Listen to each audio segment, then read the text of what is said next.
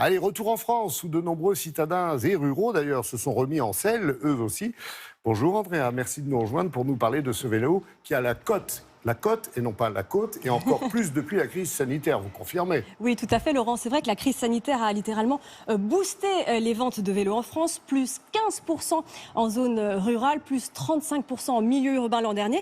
Alors, comment ça s'explique? Eh bien, les confinements successifs ont donné aux Français l'envie, d'une part, de refaire du sport, ou de faire du sport d'ailleurs, celui de mieux respecter l'environnement, mais aussi celui de se déplacer en ayant les bons gestes barrières. Cela concerne notamment les trajets pour aller travailler. Exit les transports en commun. À Strasbourg, par exemple, désormais 15% des déplacements à vélo sont des trajets domicile-travail.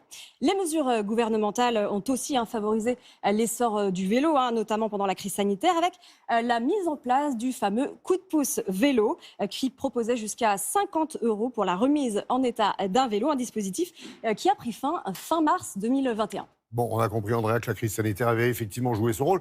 Mais en réalité, il faut bien le reconnaître, l'engouement des Français pour le vélo, ça date pas d'hier quand même. Exactement, Laurent. Il y a une vraie tendance de fond. À Bordeaux, par exemple, entre 2015 et 2019, la pratique du vélo a augmenté de 50%. En réalité, cela fait exactement plus de 10 ans que les collectivités investissent massivement dans le vélo, comme Paris ou encore Nantes.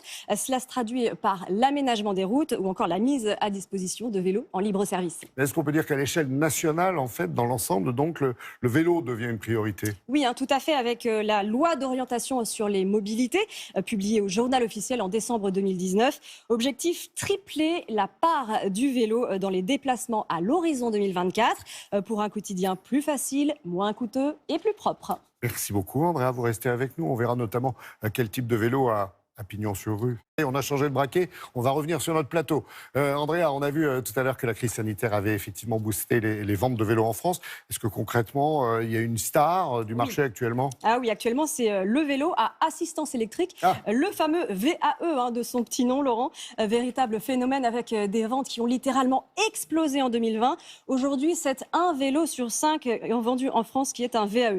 Un vélo qui séduit notamment les femmes et les plus de 50 ans et surtout qui s'empare de nouveaux territoires, le milieu rural ou encore la périphérie des villes. Mais attention, ce vélo a un coût, Laurent, 2079 € en moyenne contre 566 € pour un vélo traditionnel. Alors, il y a un autre phénomène, on en a eu un bel aperçu en Allemagne, c'est celui du vélo cargo. Et oui, ce fameux vélo qui permet de transporter des chiens, des chats, des marchandises ou encore des enfants, accessoirement. Et les courses. Les courses aussi. Vous l'avez dit, on l'a vu dans le reportage à Berlin, le vélo cargo là-bas est devenu une institution.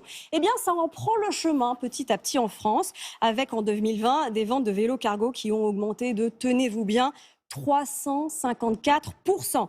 Mais attention, le vélo cargo, véritable alternative au véhicule, à la voiture, a un coût, là aussi, 5 000 € en moyenne.